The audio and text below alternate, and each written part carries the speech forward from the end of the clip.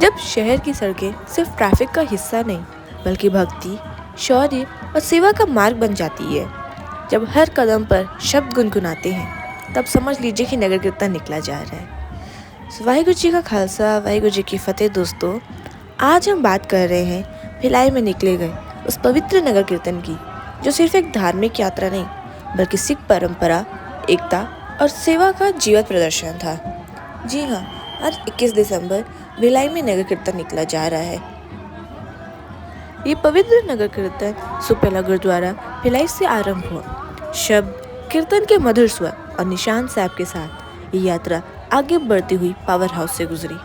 इसके बाद नगर कीर्तन ने शहर के कई सेक्टर्स को कवर किया, जहां पर जगह जगह लोग श्रद्धा और उत्साह के साथ संगत का स्वागत करते हुए नजर आए। अंत में यह यात्रा सेक्टर 6 गुरुद्वारा पहुंच के बहुत ही शांति और भक्ति के साथ समाप्त होगी। तो अब सबसे अहम चीज, बहुत से लोगों के मन में ये प्रश्न होता है कि नगर कीर्तन का उद्देश्य क्या होता है। तो आपको बता दें कि यह नगर कीर्तन सिखों के 10वें गुरु श्री गुरु गोविंद सिंह जी के प्रकाश पर्व के शुभ अवसर पर निकाला गया था। गुरु गोविंद सिंह जी का जीवन हमें साहस, बलिदान, न्याय और धर्म की रक्षा का संदेश देता है। उनके प्रकाश पर्व पर नगर कीर्तन निकालना उनके आदर्शों को याद करना और उन्हें अपने जीवन में अपनाने का एक माध्यम होता है।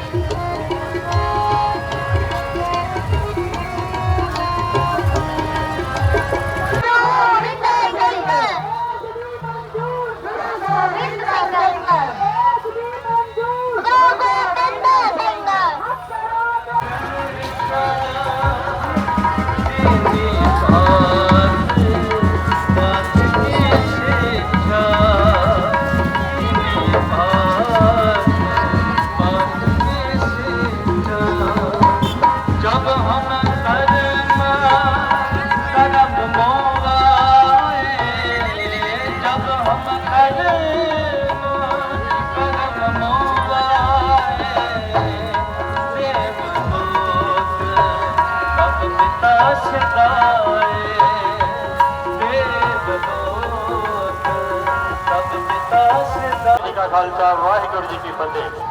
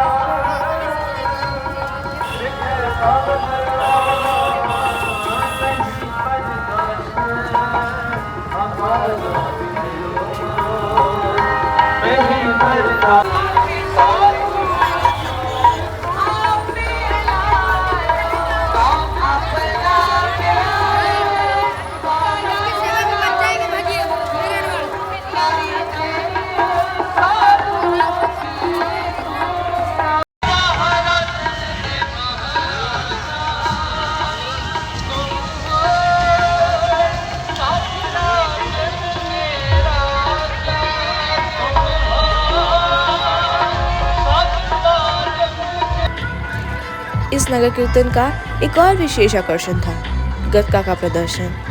गतका सिर्फ एक कला नहीं बल्कि सिख विरासत का प्रतीक है जो हमें गुरु गोबिंद सिंह जी के शौर्य और योद्धा परंपरा की याद दिलाता है।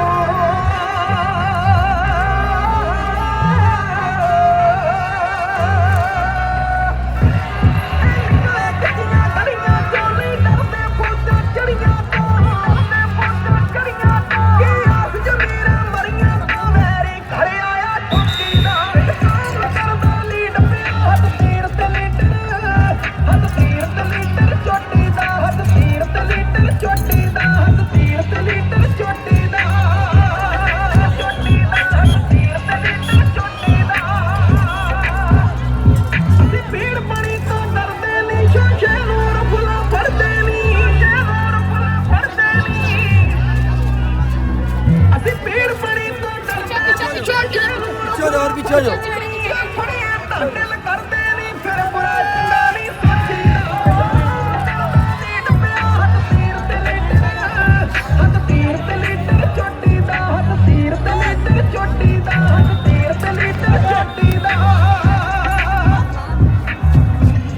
गनी खान नबी खान जरनैला वालों जदों पैर कीता होया बुंगे खान वाले तो कादी ते मौलाने शरा दे उत्तों आपा कुर्बान जाने वाले ये जान के गुरु गोबिंद सिंह साहब दे नाल गिनती रचेंगे मोदी ताकत नहीं है उसको ਅਸੀਂ ਫੜ ਲਵਾਂਗੇ ਤੇ ਜਦੋਂ ਉਹ ਸਮਾਂ ਆਇਆ ਕਹਿਣ ਲੱਗੇ ਆਪਾਂ ਇੱਕੋ ਵਾਰੀ ਹੱਲਾ ਬੋਲੀਏ ਤੇ ਵਿੱਚੋਂ ਕਈ ਕਹਿਣ ਲੱਗੇ ਪੌੜੀ ਲਾ ਕੇ ਕਿਲੇ ਦੇ ਉੱਤੇ ਚੜ ਕੇ ਸਾਰਿਆਂ ਨੂੰ ਅਸਕਾ ਬਣ ਕਿਵੇਂ ਹੱਲਾ ਬੋਲ ਕੇ ਗੜੀ ਵੱਲ ਨੂੰ ਵਧਦੇ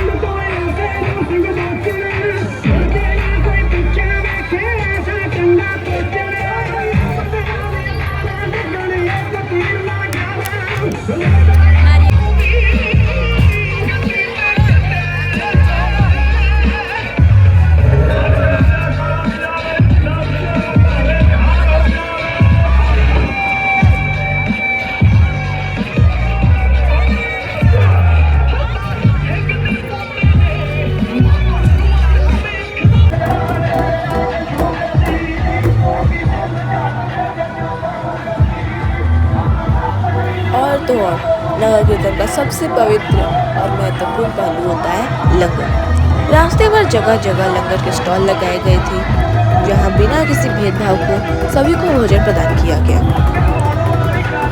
कहीं गर्म चाय, कहीं मिठाई, कहीं पूरा भोजन। ये सब गुरु की सेवा समझकर निष्काम भाव से किया जा रहा था। बच्चे, युवा, महिलाएं और बुजुर्ग हर वर्ग के लोगों ने भारी संख्या में इस नगर कीर्तन में शामिल होकर एकता का संदेश दिया।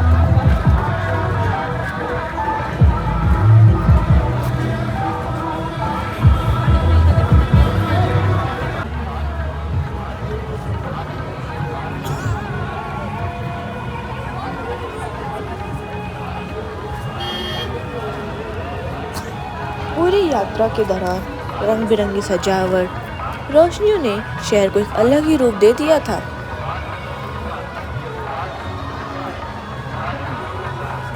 इस नगर कीर्तन में हजारों की संख्या में संगत उपस्थित रही। लोगों के चेहरों पर श्रद्धा, आंखों में शांति और मन में गर्व साफ झलक रहा था। ये यात्रा ये याद दिलाती है कि जब धर्म, सेवा और एकता साथ आते हैं तो समाज और भी मजबूत बनता है।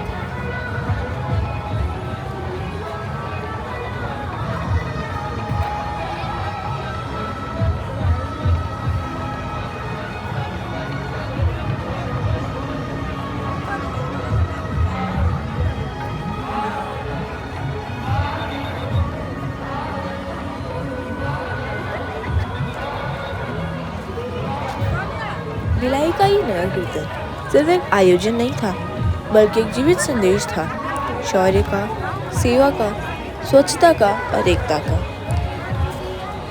गुरु गोबिंद सिंह जी के प्रकाश पर निकला गया यह नगर कीर्तन हमें उनके आदर्शों पर चलने की प्रेरणा देता है।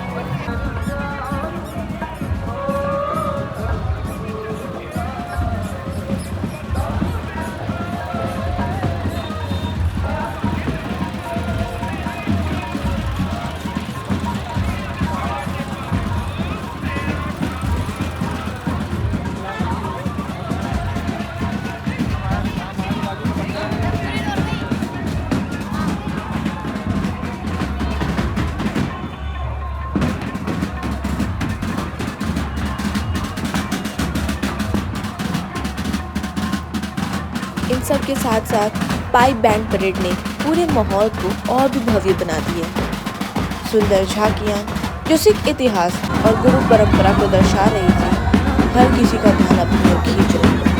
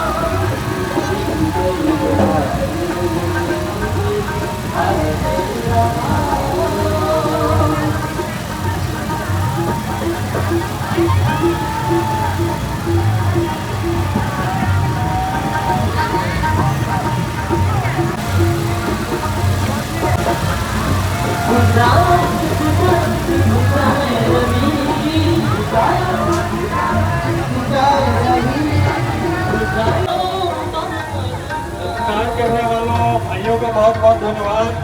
और पर चाचा के बेनती है कि हम सभी जगह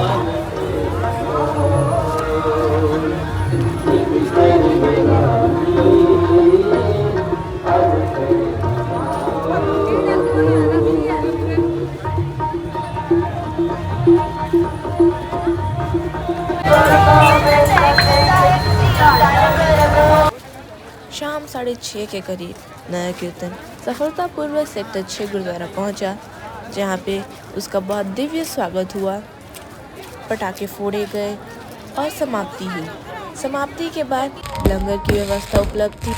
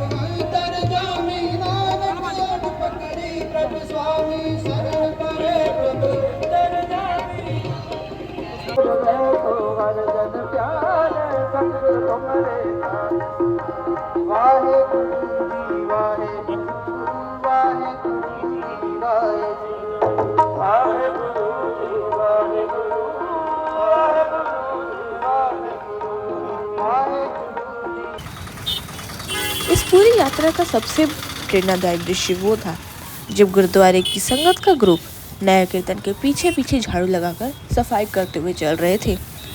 कुछ लोग अनजाने में रास्ते पर कचरा फैला देते हैं, लेकिन उन संगतों ने हमें ये सिखाया कि सच्ची भक्ति सफाई और जिम्मेदारी से जुड़ी होती है। ये दृश्य गुरु गोविंद सिंह जी का संदेश को जीवित करता है। सेवा सिर्फ भोजन बांटना नहीं, पर अपने परिवेश की देखभाल भी है।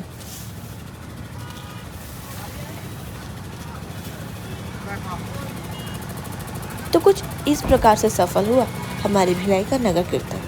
अगर आपको ये वीडियो पसंद आई हो तो लाइक करें, शेयर करें और चैनल को सब्सक्राइब करना ना भूलें। धन्यवाद।